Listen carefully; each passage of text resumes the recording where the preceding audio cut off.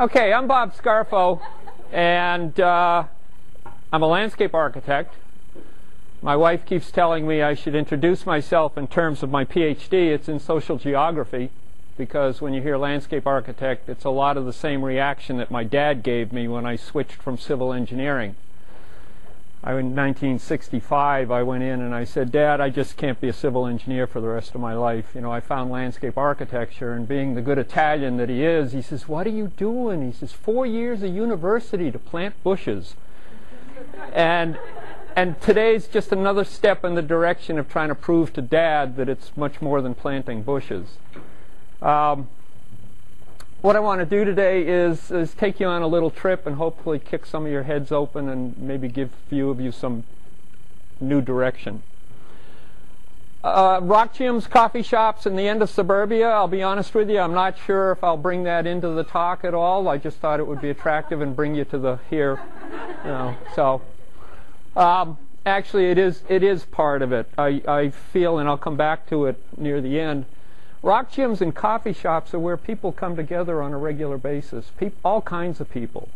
If none of you have been to Wild Walls, come on in before the end of the winter, sometime after 5 o'clock at night. And what you're going to find is you're going to find probably about 20% of the folks over 50 years old. Probably about 40% of the folks under 20 or 25, and everything else in between. We've got babies running around. We've got babies hanging from, well, they're in their bassinets, hanging from the ropes, and it's great. It's great. And it's as a result of this daily interaction, we get to know each other. You know, and when you've got a 9-year-old with spiky purple hair yelling at a 65-year-old trying to climb a root, it's great. It's just great. And so this is the idea, is bringing people together. And the end of suburbia, well, that's something I've talked about, and I don't believe it's going to happen, but some people do. The messages that I hope I'll leave you with today is that you are the future. And I think you've got to, I'm thrilled to be here. I really, when Jordan asked me to come, you know, this is why I came to Spokane 17 years ago. Not the pizza, you folks. We've got some interior design students, we've got architecture, we've got, I don't know if there's a landscape, I think Alice, landscape. Solmas, I don't know what the heck you're doing, you know, and Solmas is dealing with children with cancer from a design perspective. We've got exercise physiology. I think are there some nursing students here? Great. 1. 2, 3, 4, 5. Okay. You know, this is what it's got to be about. And I'll, in the end, you'll see some of the people that I've brought together over the years. Landscape architecture, well, it's a lot more than bushes. You are the future. Change is inevitable. I think there's going to be a lot of unexpected changes. And again, I think, you know, the fact that you're here, the fact you asked this landscape architect to talk to you, says that you at least understand that there's other perspectives on the future, and maybe some of us can help you prepare better for it. Nothing you do occurs in a vacuum, and building collaboration. Again, you're already doing it, so it's super. The idea of change. This is a hand-drawn map of Circleville in Ohio. What was it, back in 1836? Over a 20-year period, for real estate reasons, Circleville became Squareville. So, you know, you walk into a community, and whoever would think, especially then, let alone today, oh, well, it'll never happen. You know, and you wake up and the next day there aren't radial roads, there's crossroads. This is Circleville today. The canal that was over on the side is now a 4-lane highway, been paved over. One of my things for the past 12 years has been aging, and this is change. This is a dramatic change, and I'll hit this from a variety of points of view. In Clark County, and most of this, what I'm giving you today, was taken from a talk I gave in Clark County. Clark County is really unique. Clark County is where Vancouver, Washington is. Mark Bolt is the chairman of the county council, and he is a revolutionary. He's so quiet, he's unassuming, and yet he is pushing the whole county in what's called a senior-friendly direction. The benefits that are going to come out of this movement to become more senior-friendly go well beyond the elderly, and I think it's the next slide that I'll get into that. The percentages are unbelievable. This is my gang, the boomers. For Spokane County, now over 60, we have these percentages for these coming years. The one that I find the most interesting, the two, is that most people and most of the literature today says that the boomers are going to, be at their peak in 2030. There'll be about 24% of the population will be 65 and older. Now, if you want to get into a business that has a tremendous growing market, get into the elderly, because it doesn't stop there. In 2050, 1/3 of the United States is going to be 65 and older. The interesting thing that my profession isn't waking up to yet is that 49% of the voters in 2050 are going to be 55 and older. That's going to be a powerhouse. Nothing occurs in a vacuum. This is Scarfo's mantra here. There are a number of emerging trends, global trends, that none of you are going to escape. None of us are going to escape. One of them is health and the obesity epidemic. The implications are staggering regarding health. I love the newspaper article this morning. I think it was the Spokesman. It basically said people with type 2 diabetes won't live as long as people without type 2 diabetes. Duh. Wow. I wonder how much money they got for that research project. Health is, and this obesity thing is not, none of these are just the United States. These are global trends. Obesity, climate change, the things that are happening with climate change. If you want to get some real insight into it, go to Manitoba, the Manitoba government website, do a search for climate change. It's phenomenal. Everything from the movement of pests and insects to plants, permafrost melting, airfields that are existing last month or a year ago can't be landed on now because of the climate change. Fire, water, it's all implicated. Water scarcity, this is one of the best kept secrets in this country. And it's a scary, scary topic. If you want a good read, a comfortable read, Unquenchable, it's on the list there, is excellent. If you want a little heavier and more into politics and stuff, Cadillac Desert is another one. And it's pretty scary what's going on. California has water rights in Washington State, and they're going to come and get it. There will be resource wars, water, peak oil, energy.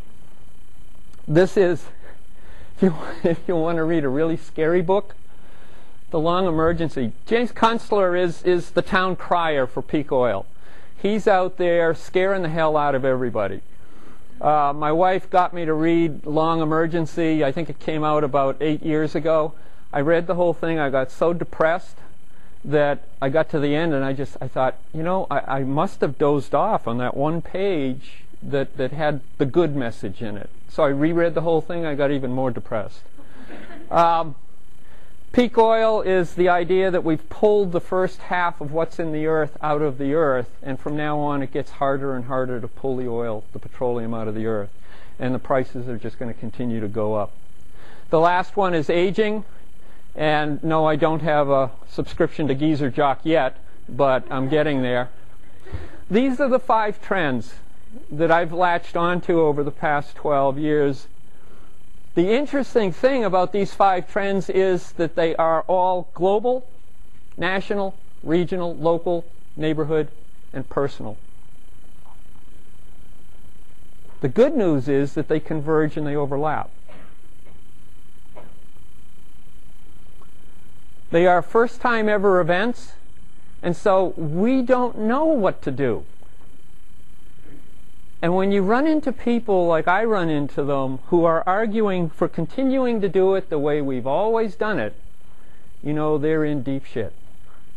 They are going to be in big trouble. And I'm talking elected officials, I'm talking urban planners. The old ways are not going to work. or the way that they have been doing it for the past 20 or 30 years. Each contains an indication of the direction and resources. And this is the one that I love. The common denominator to each of those is the built environment. If I can get a community to become senior friendly, then that means that it's smaller, it's walkable, you don't need a car. Portland has really the best thing going right now, what they call the 20-minute neighborhood, if you want to peek at that.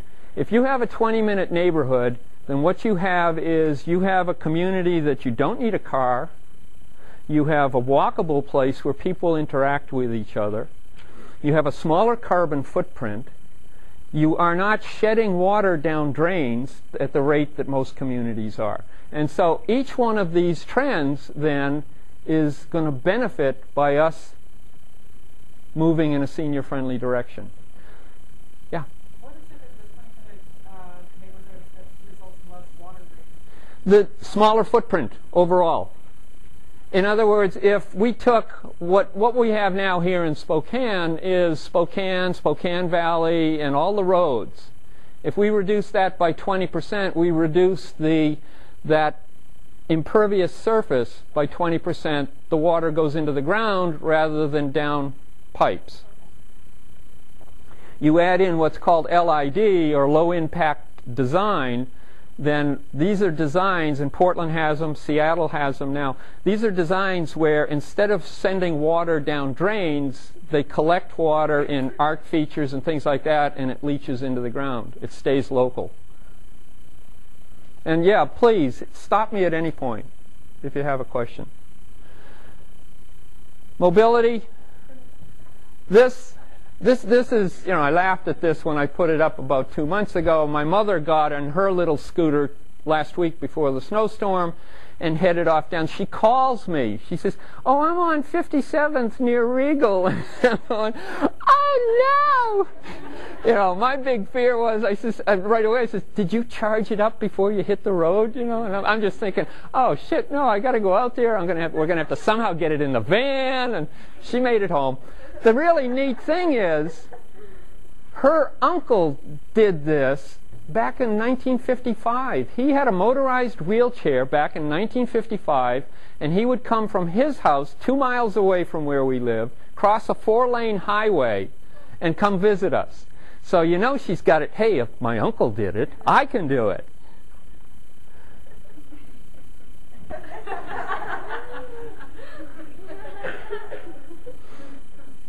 Mobility is a big part of being independent.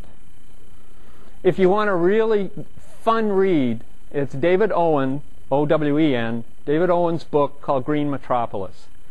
He's arguing that New York City is the most sustainable city in the world. And the statistics he throws at you, because he brings them all, he says, granted, we generate so many carbon emissions you couldn't imagine, but at a per capita level, they are like 1/4 of what the per capita level is for the rest of the country. Some really good arguments. One of his stronger arguments is for walking versus cars and how to deal with it.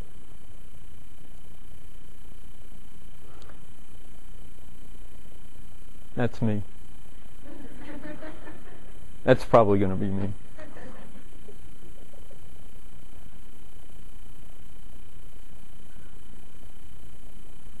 It's really interesting that in looking at Clark County, what I presented them with these statements about improving public health and reducing health care costs by combating heart disease and obesity rates. It's walking. It's about 7 years ago or so, the cry was for, what was it, 30-10-5. 30 minutes of exercise in 10-minute increments, 5 days a week. And based on a longitudinal study with thousands of nurses, it will reduce the potential of developing type 2 diabetes by 50%. 60-10-5, 60 minutes of exercise, 10-minute increments, 5 days a week, will reduce it by 80%. Now this is the same kind of walking as going to a coffee shop instead of driving. I've got photographs I've been collecting for the last couple years around Spokane. It's great. Jacob's Java. 18 cars lined up on both sides, each one with one person sitting in it, the engine running, and they're waiting for a coffee that's going to cost them probably 5 times more than it would have at home. But again, the interaction of exercise, not having to drive somewhere, exercise, clean up, drive back, but actually exercise by walking stairways and stuff. I love the Spokane Regional Health District. The sign in the back stairway tells you if you've come from the first floor, you've burned this many calories, second floor this many calories. But the thing is, in Clark County, I threw these at them, and the interesting thing is that this is all in their study for developing a trail system. So they're already moving in a senior-friendly direction, but they don't make that connection at the beginning because they're talking about trails and parks. What's really interesting when you look at the combination of the trails and really where they lead, and what I was trying to do was overlap the various rural communities and the city, the urban areas, but it's a hell of a crisscross system. It's fantastic. And if my mother could be on one of those trails with her little motorized wheelchair instead of on the road, fantastic. The power of partnership, well, I'll come back to that. Some of the things that are developing too, I don't know if you're familiar with walking buses. They do have them here in Spokane. They're not as big as they might be yet. But the idea of a walking bus is that instead of mom and dad, instead of 20 people driving 20 kids in 20 cars, that a couple of adults take over and they work together, and the walking bus, the kids get walked to school. It was interesting that when they were looking at a route about a year ago here in Spokane, and they had I think the chief of police was there. I don't know if the mayor was with them, but some parents and a bunch of kids, and they had the route and they were walking and everything. They couldn't get to the school. One of the roads was under construction. Nobody had realized that, walked it ahead of time, so it was a little embarrassing. Now, one of the things I want to say too, and again, I'm not sure what's going to come out of my mouth. So, a number of years ago, one of the landscape architecture students did a senior project, and he came to me and he says, "Well, I want to design." Now, this is a 2-semester project. I want to design a disc golf course. And I just looked at him and I says, "You've got to be kidding me! That's like a 2-hour project." And he just kind of grins and, "Damn, I didn't get away with it." So we talked for a while, and I said, "Look, we've got this issue with obesity. We've got this issue with kids not having much to do." I said, "What if disc golf became introduced into their daily routine?" And so one thing led to another, and he contacted District 81. They put him in touch with, and I can't remember her name. She's in charge of physical activity. And by the end of his senior year, he had already designed 1 disc golf course around an elementary school, and from what I understand, he's done 4 more since then. And so now here's a very inexpensive way to have fun while you're waiting to go into school or after school, or mom and dad and other people can come on the weekend for just a couple bucks. So that really should be the name of the game. In Clark County, why did I put this up here? The heck with it. Too many words. One of the interesting things, too, in arguing for walkability. Now, follow me on this. For every dollar of revenue taken in, let's say by Spokane County, or by the city of, by Spokane County, for every dollar of revenue taken in to support these kinds of environments, and this is ex-urban, this is moving to suburban, to ex-urban, to 2-acre, 1-acre lots, it costs between $2 and $5 to service them. In other words, the school buses have to go out further, the electric lines have to go out further, the water lines have to go out further. Now, for every dollar taken in for revenue to support someplace that is higher density, mixed use, walkable, and I like to add multi-generational. It costs between 28 and 58 cents. And so to support all the folks who want to have their cars out in the countryside and pay the same taxes as the folks in the city, we're losing money. Now, there have been over 70 studies of this nature done since 1970 by American Farmland Trust. And so this isn't just a fact taken from one study. This spans 30 or 40 years, and yet we keep doing it. Also need to ask, which is more walkable? Oh, well, that's easy. A few years ago, one of the directors at Spokane Regional Health District asked me a question. We were having coffee and talking, and we got talking about falls and falls prevention. And she asked me, she said, do you think it's possible to design a house so that as the residents go through their normal routines, cooking, pots and pans and things like that, that they could exercise those muscles that would help prevent falls? And I thought, wow! And so that semester I brought 2 interior design students together with 2 OTs and 2 PTs. No, 1 PT.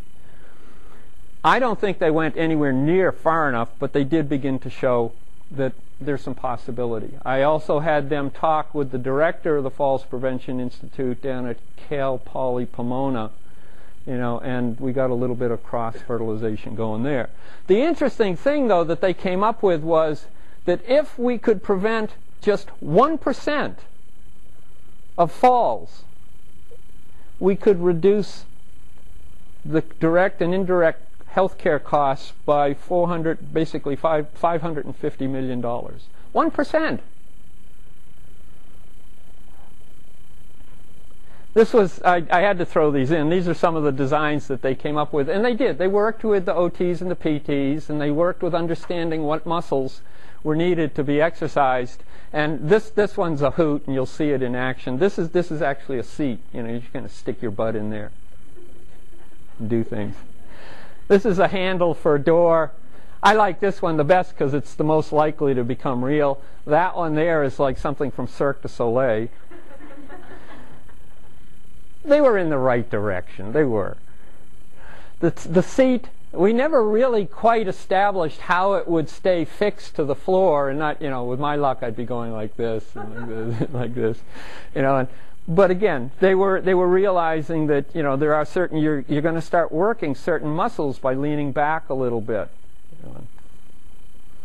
The doorknob, they got into all kinds of motion kinds of things and movement, the wrist, the arm, the hand, the shoulder. This one here, they caught shit for this one. It basically had a harness that went around you, and I'm not even sure how it worked, but really I think it's too close to Cirque du Soleil for me. The handle, what am I doing, going backwards here? Oh, the chair. This one really had the most promise. It was working, again, you could work in a sitting position, work a little bit of the abs and stuff. You could work with this at different heights and levels for getting up and off the seat and stuff. So that began to get close to answering the question. They also did designs for where railings would be in houses and how they would be. They also changed some things that you might do with your hands to moving feet to get things to work. And so again, I think there's tremendous opportunity there. And again, if you think about it, again, there's only a growing market. There's only a growing market for the next 40 years. Oh, cars. Cars cost us about $8,500 a year. This one's really interesting. And again, it goes from more suburban living, 2 cars, 12 to 14 metric tons of emissions, to 1 household, no car, 3 to 5 metric tons of emissions. And again, this kind of an environment is also, and I want to hit this too, because it's interesting that it's hit in so much of the peak oil literature. This tends to generate higher levels of social connectivity or social capital. In the gerontological literature, there is a lot of work that's been done on looking at longevity relative to social connectivity. If I'm connected socially with my neighbors, I'm going to live longer. Simple. And so you're not only living longer by living in this environment, you're contributing to aspects of reducing or slowing climate change. And again, the other trends come into play.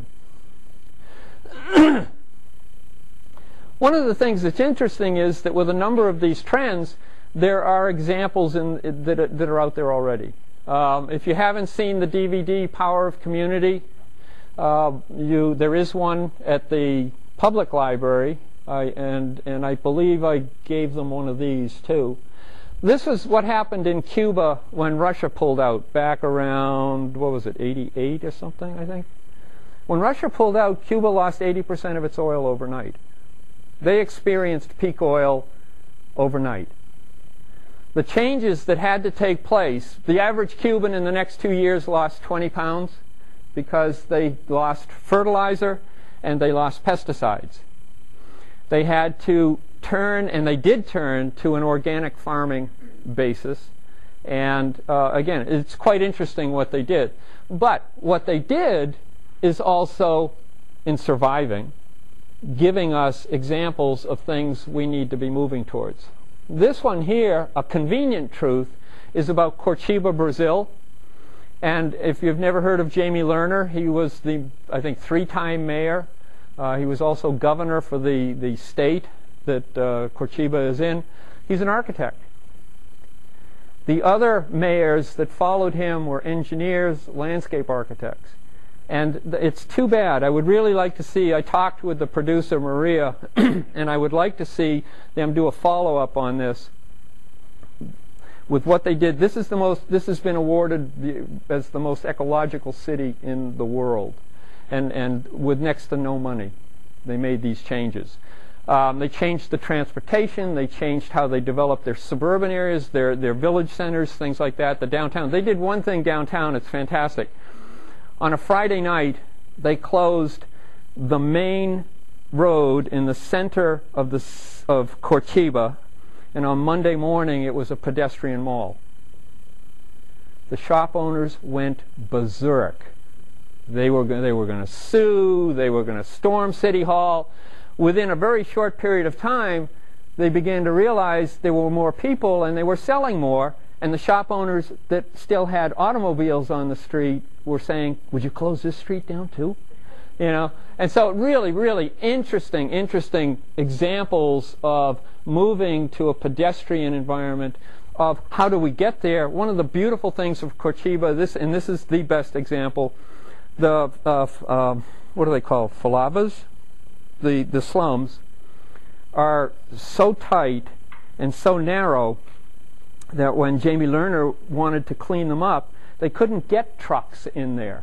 And so what they came up with, and it still exists today, 35, 40 years later, for every kilo of waste that you bring to this point, the pickup point where there's a truck, for every kilo of waste you'll get tokens, bus tokens. And so now people are scrounging to get waste, and they're bringing it. About 10 years later, they then said you have a choice. If you bring waste, you can ask for either food as a trade or the bus tokens. The slums are immaculately clean. What they do to start getting people to recirculate, that's not the word, come on, Bob, recycle, is they're working with the kids, and they know this is the future. And so they have the kids bring in broken toys and plastic in November, and then at Christmas time they get new plastic toys, and the connection is made in terms of recycling. And they overnight turned the whole city towards recycling. And not overnight, took a couple months. But there is a tremendous amount of literature that deals with aging, that the comprehensive plans for most of the communities in the states, it's like Spokane. In their comprehensive plan, there's the concept of centers and corridors. Developing centers of higher density walkable environments, mixed use, and then connecting them with corridors of public transportation. This is Corchiba, really, is what it is, on a smaller scale. But for some reason it hasn't taken off. I don't know why, but it still is, to me, the backbone of the future of this community. And so a lot of literature out there dealing with how do we get through a number of the trends. And again, the thing is, as we go through if we focus on one trend, aging, we're influencing the others at the same time. Good read. Phil, I think it's Phil Stafford. Yeah, Phil. Really, again, a fun read on the aging of suburbia. This guy is fantastic. I was fortunate enough after I read his book and contacted him. He is about 82 years old. Gerald Hodge. He's one of the leading. He's considered the father of planning in Canada. It's a Canadian content book, but it applies to the United States. The Geography of Aging, and he lives on an island off Vancouver. And his work area is a converted bus outside his cabin, And like I say, the guy's 82, and he's on the road. I couldn't even keep up with him. He's a fantastic gentleman. This is a book that let's see. I didn't do it. I did contribute to it. It started with me bringing together landscape architects and gerontologists. And we gave a presentation back in 2005 in Washington at the national conference, and an editor came up to us, a publisher, and said, would you write a book on it? And the result was Recreating Neighborhoods for Successful Aging. Again, it's this integration of thinking. What I wanted to do is bring spatial thinking to the world of gerontology. Gerontologists, even the better, the ones who deal, I say better, the ones who deal with successful and productive aging, it's amazing. They use words like access and availability, and when I really started trying to figure out, well, wait a minute, how do they define that? What I came up with was, if they say something's available in a study, they mean it exists in the community. Whether you can get there or not doesn't matter. It's available. And it's really interesting. There's probably hundreds of studies. Talked with one woman at the conference. She had a poster session. She'd done a study on elder women in rural environments and the extent to which they use the healthcare facilities. And I looked at it, and I said, well, did you consider the condition of the roads? Did you consider if they have their driver's license? No. But they're there and they're there. It's available. And I said, it doesn't cut it. I want to leave a difference with you in your thinking. There is a difference, and this really doesn't have it. There's a difference between, in a lot of the literature and thinking, aging in place and senior or elder-friendly communities. The World Health Organization refers to it as age-friendly communities. If you read something on aging in place, most of the time it relates to aging in your house. And it's really interesting because most of the thinking doesn't deal with what happens outside your house. And so my reaction to it is, oh wow, isn't that great? We have aging in place. That means we have a hell of a lot of old people living independently inside their houses, but they can't go out. Senior or elder-friendly communities is the thinking that says, let's turn the community into a walkable environment, 20-minute neighborhoods, where people can get to services and goods and recreation and education. But they don't really think about the interior of the house. And so more and more what I'm trying to do is, particularly in places like Clark County, is say, look, if you're going to talk one language, you've got to talk both languages. And so aging in place, intergenerational environments, NORCs, I don't know if you're familiar with the term, naturally occurring retirement community. These are places, there's well over 500 in the United States. These are places where folks have moved in at some point in their lives and decided to stay there, age in place.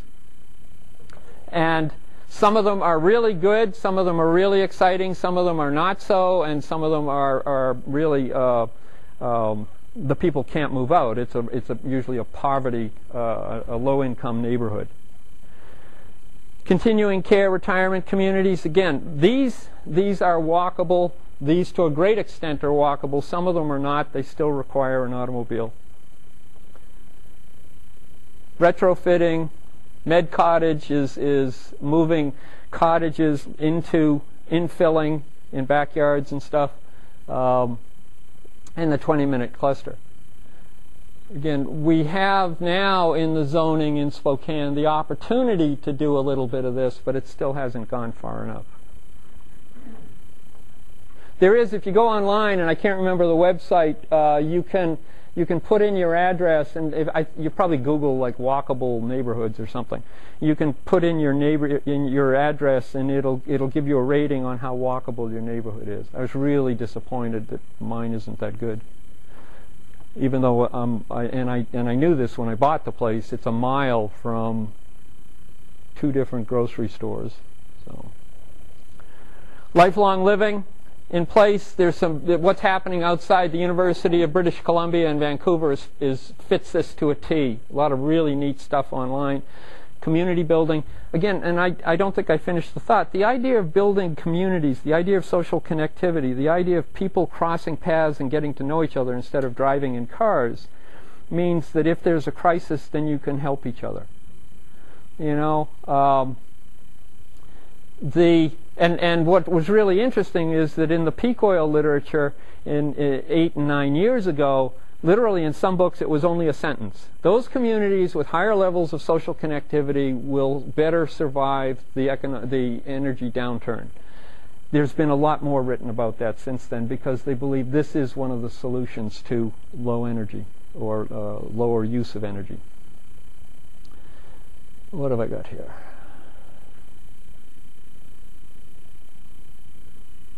If no words show up, I can't remember why I put these here. I guess it's walkable.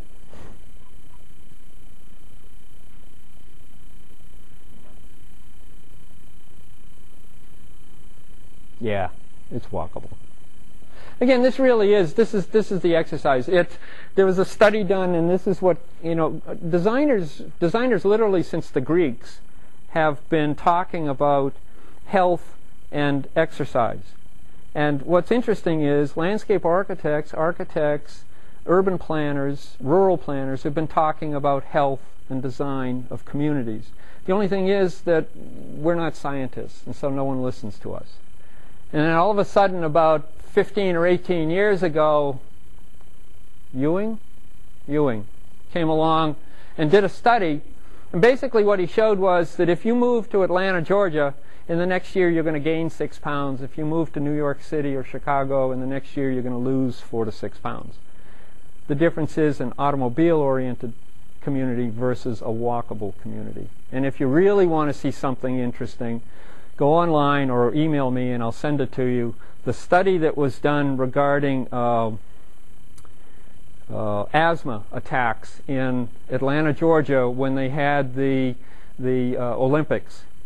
When the Olympics started in Atlanta, Georgia, they shut down a lot of the roads around the city, and they introduced shuttles.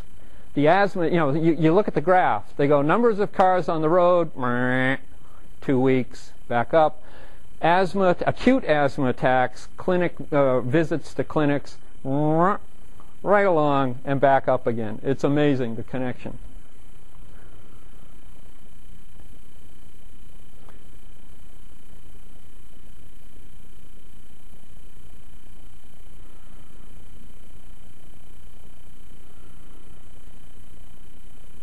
This is the kind of environment that can bring people together. The thing that I push is underutilized resources. There's a room full of underutilized resources. Well, except for the then council member, Al French. But my students and I have worked with Hilliard neighborhood for 5 years. We bring retirees and we work with them. And what I'm promoting in Clark County is that they reach out to Portland State University, they reach out to the community college there in Vancouver, and they start using their students more. I know that the nursing students do neighborhood assessments, or what do you call them? Community assessments. You're out there. And so this is a presentation on designs that were asked for by the neighborhood, and we have, students, existing council member, past council member, retirees, and it's just been a fantastic 5-year journey for us with them. And I figured that in any one semester over the 5-year period, they probably got each semester, I think my estimate's around $140,000 worth of work out of us. And I haven't told the university that, because then they're going to say, well, where is it? I finally had my dream come true last semester. I wanted to get my students working with high school students, and these are a group of students in the On Track Academy, which is associated with the Skill Center. And the Skill Center is where high school kids go who can't make it in high school. So in many respects, they're the losers. The only thing is that most people will admit that high school just doesn't hold their attention. Well, I got with Chris and with Karen, I don't think Karen's in here, and they got me 5 of their students, and I want to tell you, they did better than my WSU students. And a week from Sunday, they're going to get a Chase Youth Award for their environmental work that they did. I would hire any one of these 5 like that if I had a business to hire them for.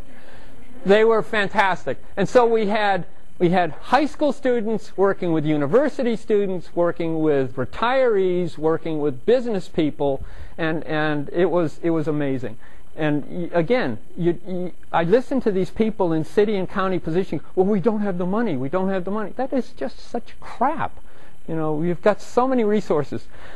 I've done workshops around the country that have brought together most of these people in any one workshop. And you got to break language barriers in the beginning. I did a fantastic workshop with 26 public health people in Boston, and we finished the day, and they were just going gung-ho. They were rewriting zoning, they were talking about architectural design, and in the end I said, look, Boston has one of the most historic American Institute of Architects societies, American Society of Landscape Architecture, and APA, American Planning Association. I said, get out there and get them together with you. And they said, no, we can't do that. And I said, well, why not? He says, we don't know how to talk to them. I go, oh, we've just been doing it for 8 hours, and we don't know how to talk to them. But if you remember, the common denominator under aging, obesity, climate, water, and energy is the built environment. Exercise physiology. You're dealing with aspects of the built environment, whether it's interior or exterior. Nutrition, you're doing that too. Maybe not tonight with pizza, but, and so we have a common denominator. We can bring them together. What was it? This one? It's not, yeah. Anyway, and so, again, I'm just thrilled that you've done this tonight. You're bringing in a stranger. I won't go through this. We can pay for it. There are ways to pay for it, and I won't go into that now. To pay for changes. And, if I'm going to talk with counties and municipalities, I got to have this one, how to pay for it, because that's what they're going to ask for.